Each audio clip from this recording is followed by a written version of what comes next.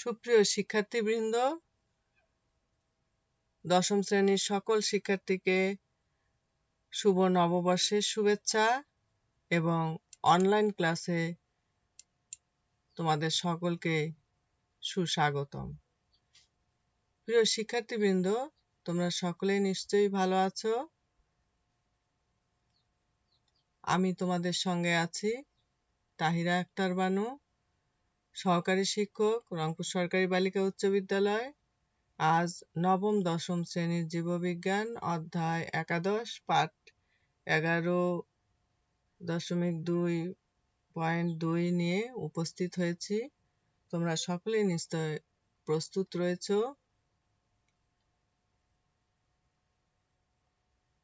প্রিয় শিক্ষার্থীবৃন্দ, এখানে একটি চিত্র দেখতে পাচ্ছ যে একটি প্রজাপতি ফুলের উপর মধু আহরণের জন্য বসেছে।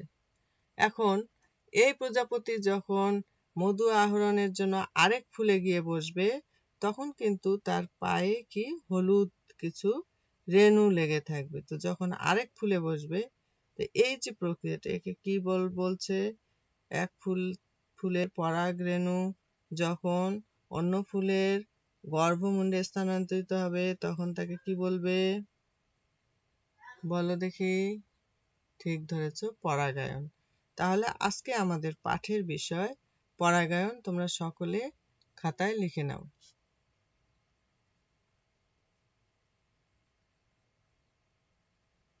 এই পাঠ শেষে শিক্ষার্থীরা পরাগায়নের সংজ্ঞা বলতে পারবে, পরাগায়নের প্রকারভেদ করতে পারবে, বিভিন্ন প্রকার পরাগায়নের ব্যাখ্যা করতে পারবে, পরাগায়নের মাধ্যমসমূহ উল্লেখ করতে পারবে। প্রিয় শিক্ষার্থীবৃন্দ, এখানে একটি ভিডিও তোমরা মনোযোগ সহকারে দেখবে।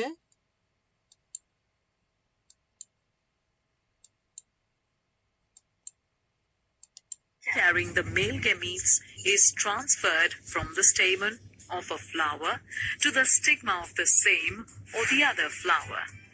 Such transfer of pollen grains is known as pollination. If the pollen grain of a flower lands on the stigma of the same flower, it is called self-pollination. But if the pollen grain of a flower lands on the stigma of another flower of the same or another plant of the same type, it is called cross-pollination. Pollination occurs with the help of different agents like wind, water, or animals.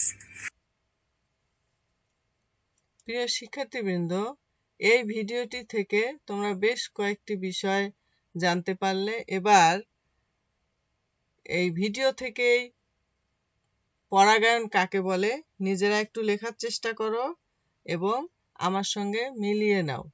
দেখো, পরাগায়ন, pollination ইংরেজি। দেখো, ফুলের পরাগধানী থেকে, তোমরা কিন্তু ভিডিওটিতে দেখলে যে ফুলের পরাগধানী থেকে পরাগরেণুর একই ফুলের, ভিডিওতে কিন্তু ঠিক তাই দেখেছিলে যে একই ফুলের বা একই গাছের অন্য ফুলের অথবা একই জাতের অন্য কোনো উদ্ভিদের ফুলের গর্ভমুণ্ডে স্থানান্তরিত হওয়াকে পরাগায়ন বলে। প্রিয় শিক্ষার্থীবৃন্দ, তোমরা মিলিয়ে নাও, আর যাদের একটু বাদ পড়েছে তারা এটা দেখে ঠিক করে নাও।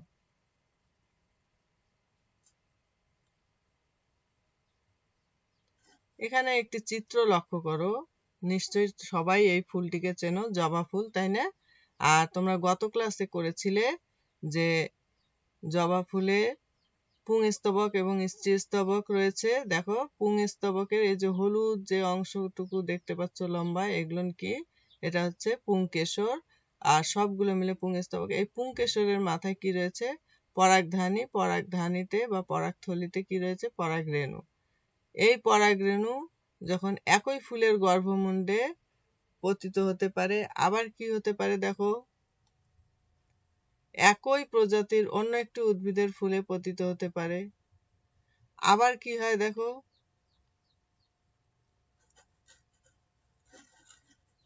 একই প্রজাতির, এটি কিন্তু পেঁপে উদ্ভিদ, পুরুষ পেঁপে উদ্ভিদ, তাই না? পুং পেঁপে উদ্ভিদ এবং এটি স্ত্রী পেঁপে উদ্ভিদ। তাহলে দেখো একই প্রজাতি, কিন্তু এটিও পেঁপে এটিও পেঁপে, কিন্তু দুটি ভিন্ন উদ্ভিদের মধ্যে যখন পরাগায়ন ঘটবে, তাহলে পরাগায়ন আমরা দেখলাম কয়ভাবে ঘটতে পারে। পরাগায়ন তাহলে কয় ধরনের? 2 ধরনের। কি পরাগায়ন? স্বপরাগায়ন এবং পরপরাগায়ন।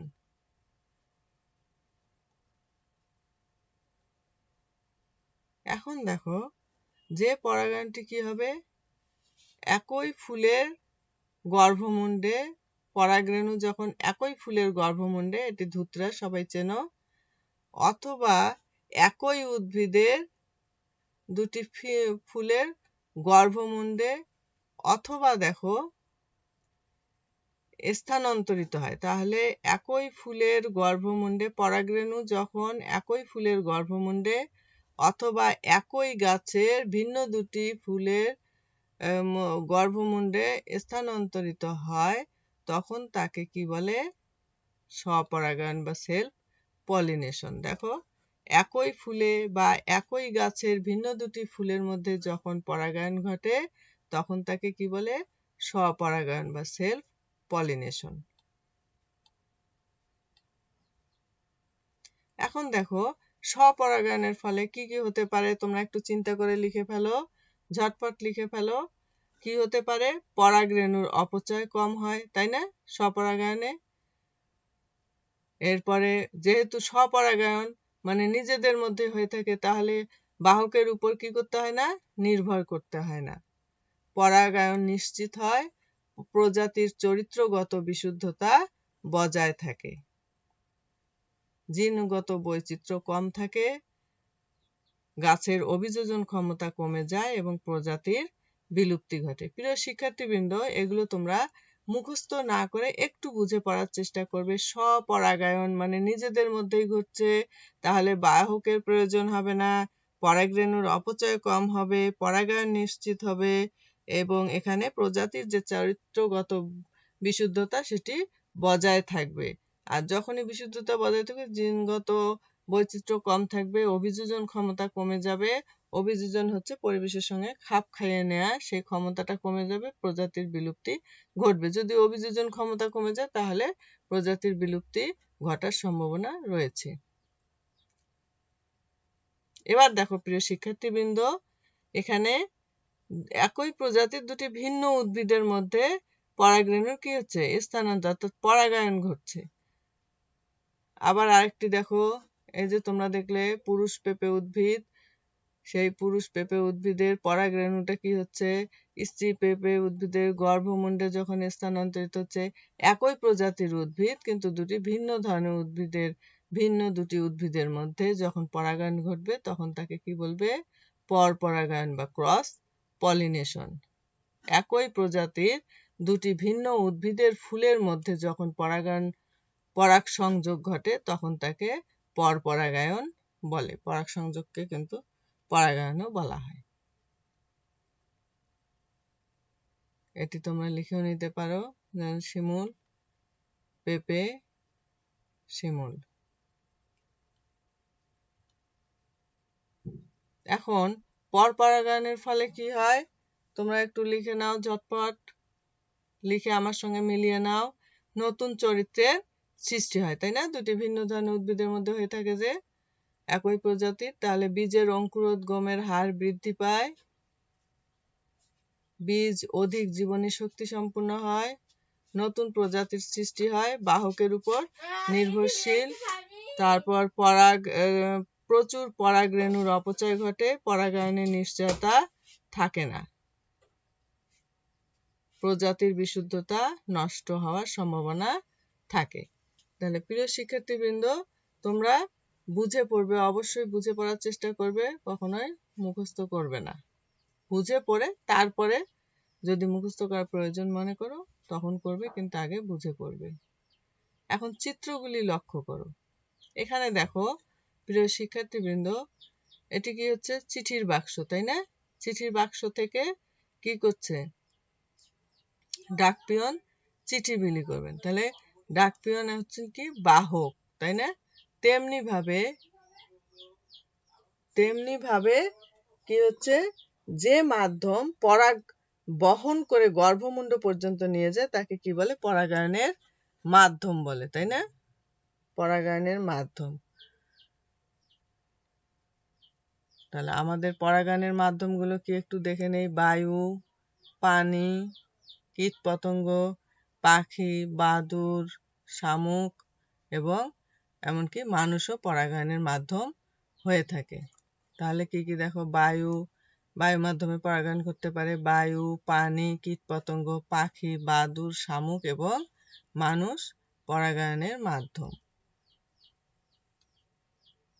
প্রিয় শিক্ষার্থীবৃন্দ, এখানে দেখো উজ্জ্বল রঙের ফুল দেখতে পাচ্ছ, তাই না? উজ্জ্বল রঙের ফুল, এবং ফুলটা কেমন? এটি হচ্ছে পতঙ্গ পরাগী ফুল। পতঙ্গ পরাগী ফুল। দেখো এই যে কুমড়া ফুল, সরিষা ফুল, জবা ফুল, এগুলো কোন ধরনের ফুল? পতঙ্গ পরাগী। আর এদের বৈশিষ্ট্য দেখে কি এই ধরনের ফুলগুলো কি বড়, রঙিন এবং মধুগ্রন্থিযুক্ত, তাই না? দেখো বড় এবং রঙিন, আর কি মধুগ্রন্থিযুক্ত। পরাগরেণু গর্ভমুণ্ড কেমন হবে? আঠালো ও সুগন্ধযুক্ত হয়ে থাকে। এবার দেখো ধান গাছ, এটি কি? বায়ু পরাগী ফুল। বায়ুর মাধ্যমে পরাগায়ন ঘটে থাকে। দেখো ফুল হালকা, মধুগ্রন্থিহীন ও সুগন্ধহীন, সহজে বাতাসে ভেসে যেতে পারে। যেহেতু বাতাসের মাধ্যমে এদের মধুরও দরকার নেই, সুগন্ধেরও দরকার নেই, তাই না? তাহলে এটি ফুলটি বাতাসের মাধ্যমে হবে জন্য কেমন হবে? হালকা হবে। তাহলে ফুল হালকা, মধুগ্রন্থিহীন এবং সুগন্ধহীন, আর সহজে বাতাসে ভেসে যেতে পারে। গর্ভমুণ্ড কেমন হবে? আঠালো শাখাযুক্ত, কখনো পালকের মতো হয়ে থাকে। এরপরে দেখো পানি পরাগী ফুল। পানি পরাগী ফুলের কেমন হবে? আকারে ক্ষুদ্র ও হালকা হবে, সহজে পানিতে ভাসতে পারে, সুগন্ধহীন। যেহেতু কীটপতঙ্গের প্রয়োজন নেই সেজন্য এটি কেমন? সুগন্ধহীন। এটি মনে রাখবে। স্ত্রী পুষ্পের বৃন্ত লম্বা এবং পুরুষ পুষ্পের বৃন্ত ছোট। বৃন্ত মানে বোটা। এবার প্রাণী পরাগী ফুল। দেখো প্রাণী পরাগী ফুল তোমরা নিশ্চয়ই চেনো। এটি শিমুল, কদম, তারপর কচু। এদের বৈশিষ্ট্যটা দেখে বলার চেষ্টা করো। ফুল মোটামুটি বড় ধরনের, তাই না? ফুলগুলো কেমন? বড় ধরনের। ছোট হলে পুষ্পমঞ্জুরিতে সাজানো থাকে। আর রং আকর্ষণীয় হয়, গন্ধ থাকতে পারে আবার নাও পারে। প্রিয় শিক্ষার্থীবৃন্দ, তোমরা এতক্ষণ যে ক্লাসটি করলে তাতে কতটুকু মনে রাখতে পেরেছো? একটু চেষ্টা করো বলার। পরাগায়ন কাকে বলে? ঠিক বলেছ। পরাগায়ন কত প্রকার ও কি কি? 2 প্রকার, স্বপরাগায়ন, পরপরাগায়ন। পরাগায়ন দুটির মধ্যে পার্থক্য তোমরা নিশ্চয়ই লিখতে পারবে। স্বপরাগায়নে কি হয়? বাহকের প্রয়োজন হয় না, আর পরপরাগায়নে বাহকের প্রয়োজন হয়।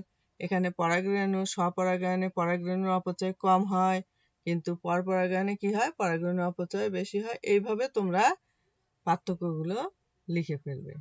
তবে পার্থক্য লেখার সময় প্রিয় শিক্ষার্থীবৃন্দ, তোমরা অবশ্যই উপরে লিখবে যে স্বপরাগায়ন ও পরপরাগায়নের পার্থক্য নিম্নে দেয়া হলো।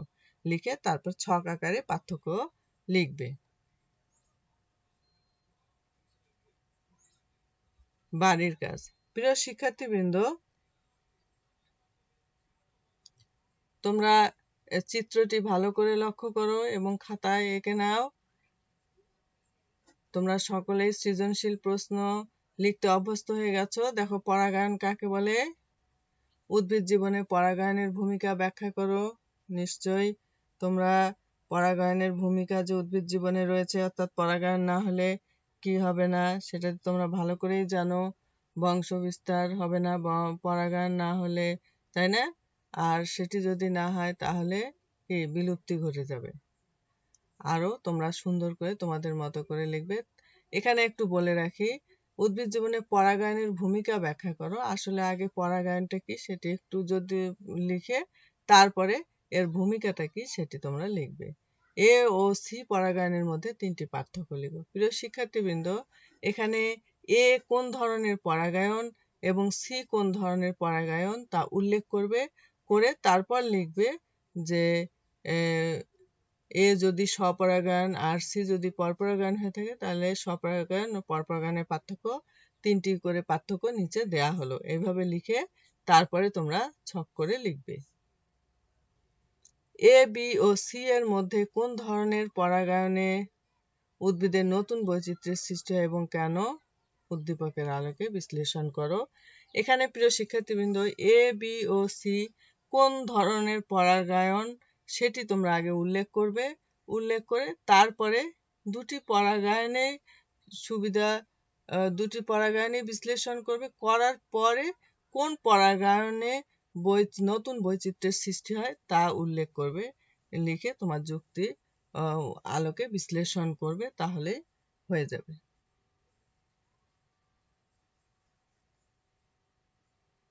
প্রিয় শিক্ষার্থীবৃন্দ, তোমরা এতক্ষণ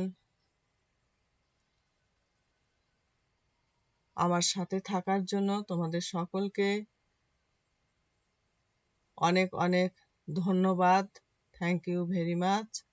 এবং এই করোনাকালীন সময়ে তোমরা সকলেই স্বাস্থ্যবিধি মেনে চলবে, আর সামাজিক দূরত্ব বজায় রেখে চলবে এবং পরিবারের সকলকেই সাহায্য সহযোগিতা করবে। আর সর্বোপরি যে কাজটি সবার আগে করবে সেটি হচ্ছে মহান সৃষ্টিকর্তার নামাজ কালাম, যে যার ধর্ম সেটি পালন করবে, সৃষ্টিকর্তাকে স্মরণ করবে, সেই অনুযায়ী আমল করবে এবং আল্লাহর কাছে নিজ নিজ সৃষ্টিকর্তার কাছে দোয়া প্রার্থনা করবে সকলের জন্য। সকলে যেন আমরা ভালো থাকি এবং সকলে সুস্থ থাকি, এই আশাবাদ ব্যক্ত করে আমি শেষ করছি। আল্লাহ হাফেজ।